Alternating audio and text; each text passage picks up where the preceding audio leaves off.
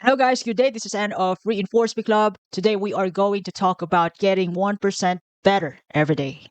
By the way, I got that idea from this book, one of my all time favorite book, Practical Ways of Changing Behaviors, Building Good Habits, and Breaking the Bad Ones. So I'm just like everybody else. I have good habits. I also have loads of bad habits.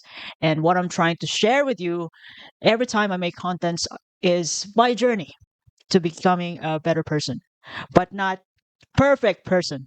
Okay. And we are all different. And of course, we can be better and best in our own way. So, the concept of getting 1% better every day has been popularized by James Clear in his book Atomic Habits. So, the premise of making progress 1% better every day, kind of progress, is making tiny incremental improvements consistently over time. So, this method can help you achieve progress and growth in the long run. So, by making small changes, not the drastic one, not the overwhelming changes that you're going to break the habit right away, I mean, right now. Of course, you can also do that.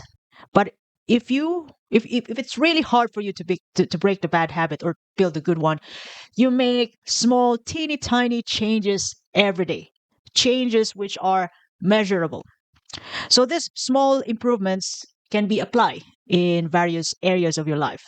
And of course, since it is small, it is easier, sustainable, and you can possibly implement this. I believe in you. Other than the fact that it is easy, of course, it gives you an opportunity to really execute it consistently. Consistently by means of merely just showing up every day and making gradual, incremental progress, no matter how small it is. The key is showing up. You are there to do it. Look, the goal is not perfection. Your performance today of being 1% better than yesterday could be less. Your performance yesterday could be more compared to today. And that's perfectly normal as long as you're showing up for yourself and you do the things that you're planning to do, like you're trying to build a good habit, just show up every day, perform it no matter what, continuous. And according to the graph here, as I'm going to show you the power of tiny gains, if you do 1% better every day, you're going to end up 37.78 better in a year. So let's just say you're starting to build good habits in the area of your diet. Could be your diet. You want to track your diet over time. You want to eat healthy, high protein foods, high fiber foods in this year. So you're going to track everything you ate. And of course, there are days or there are times wherein you want to treat yourself with some ice cream, cakes. There are days that you forget about the diet.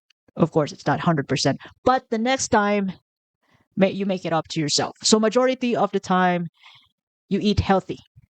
Although you were eating much cake in one meal, in a week, but you ate the right thing, like protein, high fiber diet, just minimal sugar and carbohydrates. But it's just you can't. It's really, the cake looks tasty, so you ate cake, but you make it up to your dinner time and on the following days. So you miss out a little bit or more in one meal. You don't have to cheat you don't have to cheat meal for the entire day. You don't have to cheat meal for the entire week. You can cheat meal for once only. But at least you ate a couple of high protein food, high, rich in protein foods. You still did your shot, you did your job, but it's just the cake looks tasty. You cheated in just one meal, not the entire day. Okay, I already said it. The goal is not perfection. The goal is absolutely to show up for yourself every day, making progress, gradually build new habit that contribute to your overall improvement and success every day. And in this way, it'd be easier for you to really track your improvements. Anything that is measured will be managed. And you can also, yeah, you can take advantage to this one, getting 1% better every day by setting specific goals.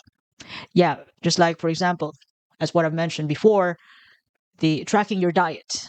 It could be your sleep. It could be your workout variations.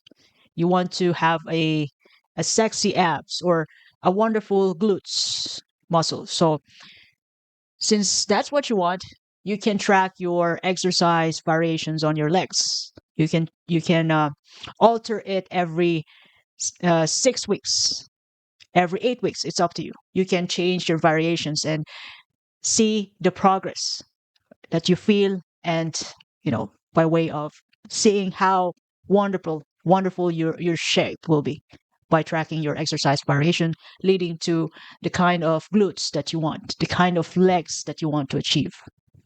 So we're talking about muscle now. And of course, that's how you must plan it out, set specific goals, and then break it down, and of course measure it. And after measuring, stay consistent. So if you want to have a sexy glutes, you can track your progress every 6 weeks, and then make some variations every 6 weeks, and you see how it goes, and you evaluate your feeling. You evaluate your improvement by seeing it to your own self. So that's gluteal exercises, gluteal workouts. Stay consistent, even on days when you don't feel like motivated or when the progress seems slow. And of course, once you've done showing up for yourself, never forget to celebrate small wins. Celebrating means it could be, every workout you could eat the teeny tiny chocolates like that to treat yourself for your effort of the day. Or, after brisk walking for 30 minutes, you could drink a glass of orange juice if you like orange juice, or you could drink a glass of or a cup of hot chocolate, or you could watch TV for an hour. Watch your favorite series for an hour. So in doing, setting your specific goals, building good habits, breaking the bad ones, making the bad habits harder, adding friction to the bad habits, like not making those unhealthy foods available at home. That's just for example. If you are into habit, like diet tracking, you want to eat healthy. So don't make don't make any unhealthy foods available at home for 6 days. And on Sunday, seventh day, you can buy one pack of crisps, to treat yourself. That's celebrating small wins. So you can also take advantage of habit stacking. As I have discussed previously, habit stacking means combining easy habits with the hard ones. So easy habits could be getting up in a specific time in the morning. It could be 7 o'clock in the morning getting up. So you don't have to think about it. That's already your habit. And then drinking water after getting up. So you have to, in a couple of days, you have to really push yourself for that if you're not used to it. So drinking water, that is not such a hard habit.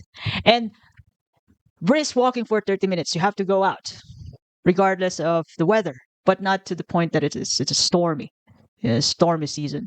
You could go out even if it's gloomy and do your brisk walking for 30 minutes. So brisk walking could be a little bit harder compared to drinking water, and by the time you get up in the morning. So you couple this brisk walking, which is kind of challenging for you, with this two habits, which getting up is automatic, drinking water is not really that of an effort.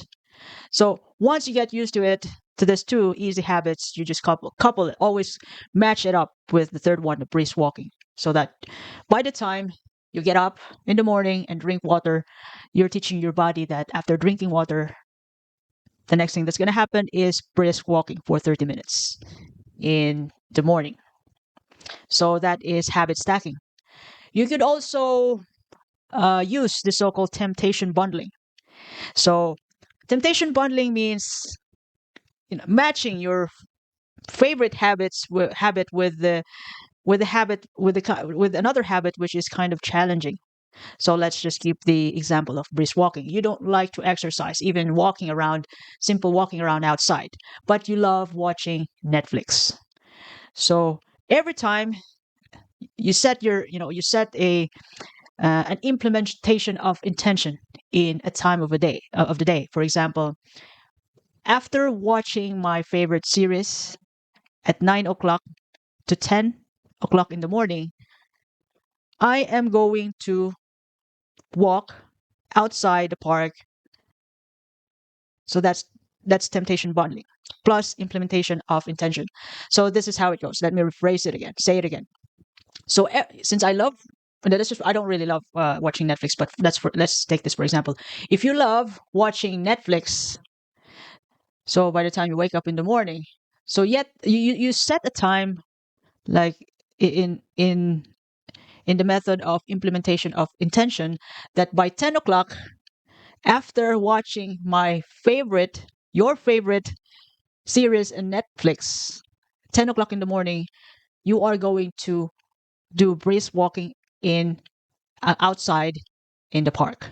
So every 10 o'clock in the morning after watching your favorite series in Netflix, that's your favorite habit.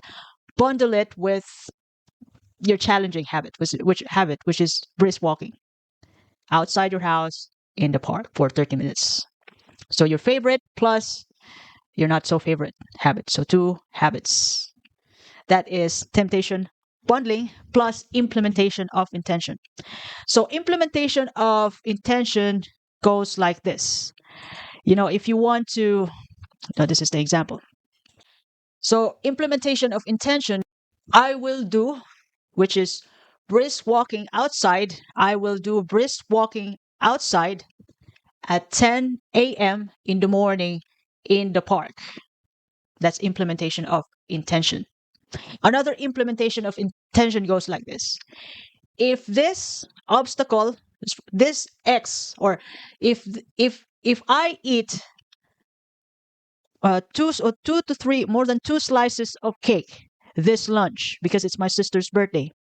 If I eat more than two slices of cake this coming lunch, then I will do brisk walking at 5 o'clock in the afternoon today in the park.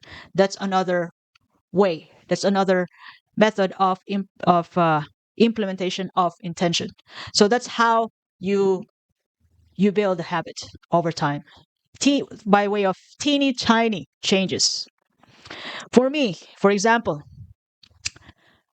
I I don't have a perfect time to set on my good habits in a day, but I simply define what's a good day for me by just consistently doing or showing up for myself when doing this top three habits on my day off.